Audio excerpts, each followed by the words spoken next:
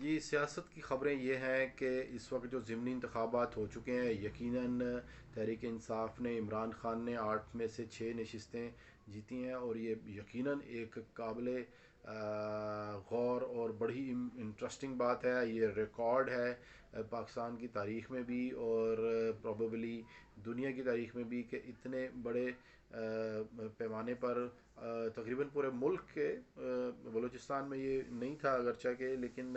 ہم کہہ سکتے ہیں کہ پورے ملک میں یہ ایک طرح سے انہوں نے الیکشن لڑا، اور تینوں صوبوں سے 3 KPK کی نشستیں تھی جہاں پر انہوں نے کامیابی حاصل کی. اس طرح پنجاب جو کہ ہوم گراؤنڈ اور گڑھ سمجھا جاتا تھا مسلم لیگ نون کا، یہاں سے 2 نشستیں انہوں نے حاصل کی، اور کراچی یعنی کہ سندھ سے بھی ایک نشست حاصل کی. 2 پر ناکامی ہوئی ہے تحریک انصاف کو. ایک جو ملتان کی نشست تھی جہاں پر علی موسیٰ گیلانی، سابق وزیر اعظم یوسف رضا گیلانی کے صاحبزادے کامیاب ہوئے، اور انہیں شاہ محمود قریشی کی صاحبزادی مہر بانو قریشی تحریک انصاف کی امیدوار تھیں، ان کو شکست دی، اور خاصا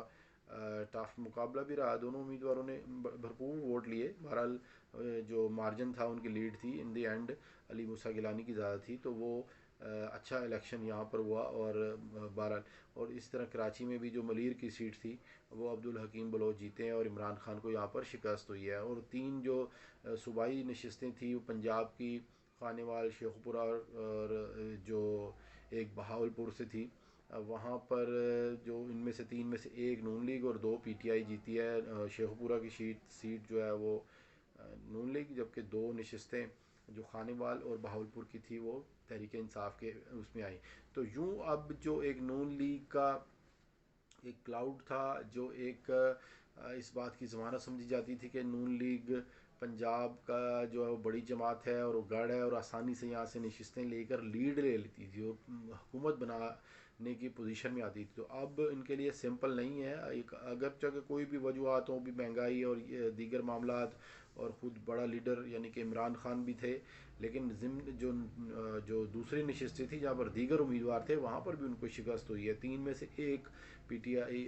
نون لیگ نے حاصل کی ہیں، تو بہرحال PTI سرایت کر چکی ہے، ایک بڑی جماعت بن چکی ہے. تو بہرحال ابھی مبصرین اور جو تنقید کرنے والے یہ بھی کہہ رہے ہیں کہ یہ جو ان کی اسٹریٹجی سمجھ سے بالا تر ہے. بہرحال میں یہ سمجھتا ہوں کہ بہرحال انہوں نے سیاسی میدان کو خالی نہیں چھوڑنا تھا. تحریک انصاف نے، انہوں نے حصہ لیا اس نے، اور علامتاً حصہ لیا، اور سب کو یہ معلوم تھا کہ اگر عمران خان جیت جائیں گے اور جو وہ جیتے تو وہ اسمبلی میں نہیں جائیں گے، اور ان کو نشستیں بھی چھوڑنی پڑیں گی یہ جیتنے کے بعد. تو یہ سب پتہ ہونے کے باوجود بھی ووٹرز کو بھی اس بات کا ادراک تھا، پتہ تھا، لیکن انہوں نے پھر بھی ووٹ دیے. اور ان کے مخالف امیدوار جو کہ نون لیگ کے امیدوار تھے زیادہ، لاہور میں، پنجاب میں، اور بالخصوص فیصل آباد سے جہاں عابد شیر علی شکست کھائے، شزرہ منصب جو شرک پور سے ننکانہ سے امیدوار تھیں وہ بھی شکست کھا گئیں. یہاں پر کلوز کانٹیسٹ ہوا دونوں امیدواروں نے. عابد شیر علی نے بھی کوئی 79,000، اور عمران خان نے ان کے مقابلے میں فیصل آباد میں 99، کم و بیش 1 لاکھ کے قریب ووٹ لیے، تو شکست کا مارجن 20,000 کرا. تو یہاں پر جو ننکانہ کی نشست تھی یہاں پر بھی خاصا مقابلہ رہا. بہرحال شکست کا مارجن زیادہ ہے کہ ہم واضح الفاظ میں کہہ سکتے ہیں کہ برتری لی ہے یہاں پر تحریک انصاف نے. تو بہرحال اگر عام انتخابات ہوں ضمنی کے علاوہ تو پھر بھی ایسا ہی ٹرینڈ ہو سکتا ہے. شکست کا جو یہ لیڈ ہے یہ خاصی زیادہ ہے، کیونکہ خود عمران خان ایک پاپولر لیڈر ہیں اور پاپولر کینڈیڈیٹ ہیں.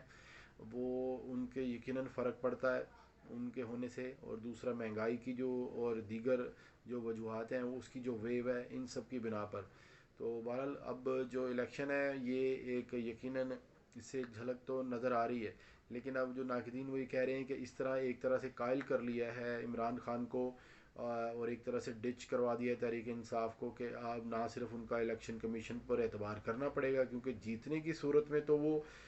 کوئی دھاندلی کا یا کوئی ایسا الزام نہیں لگا سکتے ہیں، اور لگانا بھی نہیں چاہیے. اب جب وہ آسانی وہ جیت رہے ہیں تو یقیناً ان کو اپنا یہ ایکسیپٹ کرنا پڑے گا نتائج کو بھی، اور الیکشن کمیشن کی پرفارمنس کو بھی. ان کی بددیانتی یا جو بھی کہتے تھے وہ الزامات وہ نہیں لگا سکتے اب. تو ایک تو یہ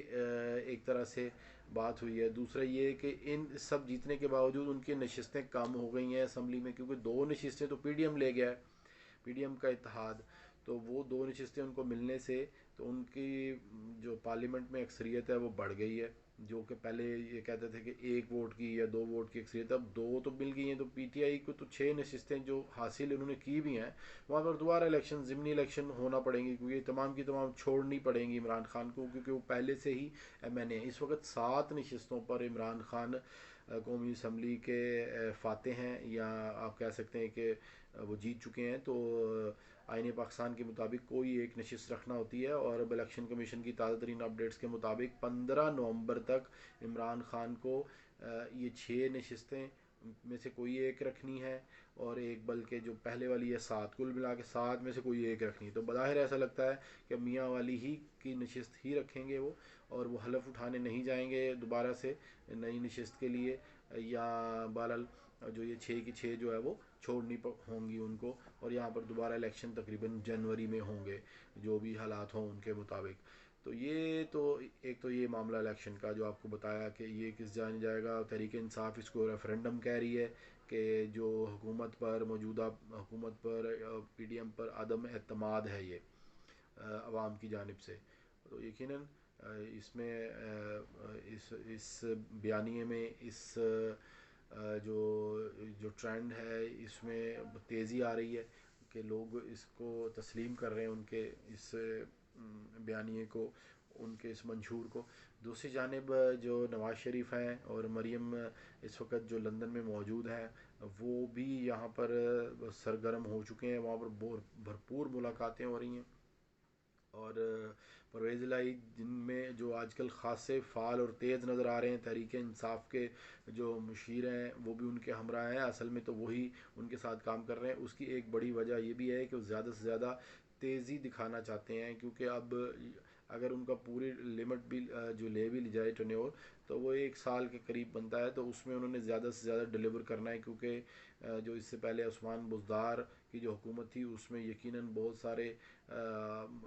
جو گڈ گورننس کا فقدان رہا یا دیگر معاملات ہوئے. تو اس میں وہ کمی پورا کرنا چاہتے ہیں تحریک انصاف پنجاب میں.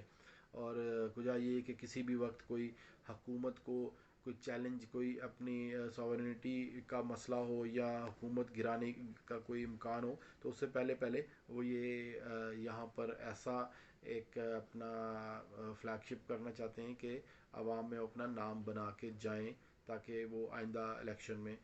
وہ اس پر جو ہے نا ووٹ لے سکیں. یہ تو پنجاب کی اور نواز شریف کی بات ہے مرکز میں. تو دوسری جانب جو امریکہ کی جانب سے بیان آیا ہے جو بائیڈن کی جانب سے، امریکی صدر کی جانب سے، اس کے بارے میں ویورز اچھی طرح آگاہ ہیں کہ وہ عمر رسیدہ ایک امریکی صدر ہیں، اور ان کے بارے میں خود امریکہ کے متعدد ادارے، حکام، وہاں کے جو مبصرین ہیں، وہاں کا جو تبصرہ نگار ہیں، جو وہاں کے جو جرنلسٹ ہیں، جو رپورٹرز ہیں، وہ متعدد یہ تھے کہ وہ اپنے عمر کے اس حصے میں عمر رسیدہ ہیں، کیونکہ تو ایسی باتیں وہ کر جاتے ہیں. تو انہوں نے جو پاکستان کے خلاف، پاکستان کے ایٹمی پروگرام کے خلاف جو بیانات دیے، اب وہ کیا تھے، وہ کہاں تھے، یقیناً یہ ایک اہمیت رکھتا ہے. بہرحال یہ ان کے جو اندر کی جو بات ہے وہ تو ہم سب کو پتہ ہے، جو وہ آف دی ریکارڈ ہوتی رہتی ہیں، لیکن آن دی ریکارڈ انہوں نے یہ بات کر دی کہ پاکستان کا جو ایٹمی پروگرام ہے اس کے بارے میں جو ہے نا. تو اس سے یہ نظر آتا ہے کہ وہ کس قدر جو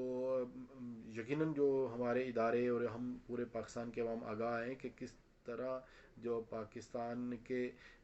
جو ایٹمی پروگرام پر مختلف ممالک، بالخصوص امریکہ کی جو نظریں ہیں وہ جمی ہوئی ہیں، اور وہ کس طرح اس کو دیکھتے ہیں. ادھر تحریک انصاف کی جانب سے نواز شریف اور مریم نواز اور شریف فیملی کے خلاف ایک جو ایک نیٹ فلکس جو ایک اس پر